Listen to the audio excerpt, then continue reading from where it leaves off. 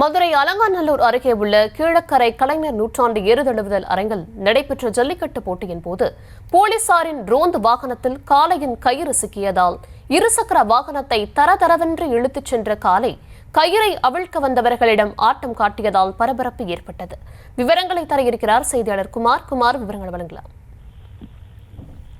மதுரை அலங்காநல்லூர் கீழக்கரை கலைஞர் நூற்றாண்டு ஏறுதழுவுதல் நடைபெற்ற ஜல்லிக்கட்டு போட்டியில் காவலரின் இருசக்கர வாகனத்தை ஜல்லிக்கட்டு காளை சென்றதால் பெரும் பரபரப்பு ஏற்பட்டுள்ளது.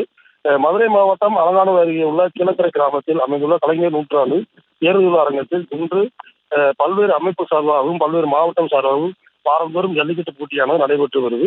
இந்த ஜல்லிக்கட்டு போட்டி மதுரை, திண்டுக்கல், சிவகங்கை, திருச்சி, புதுக்கோட்டை, சேலம், கோவை, தமிழ்நாட்டின் பல்வேறு மாவட்டத்தைச் சேர்ந்த 700 ஜல்லிக்கட்டு காளையும் 400 மாடுபிடி வீரர்களும் பங்கு பெற்று வருகின்றனர்.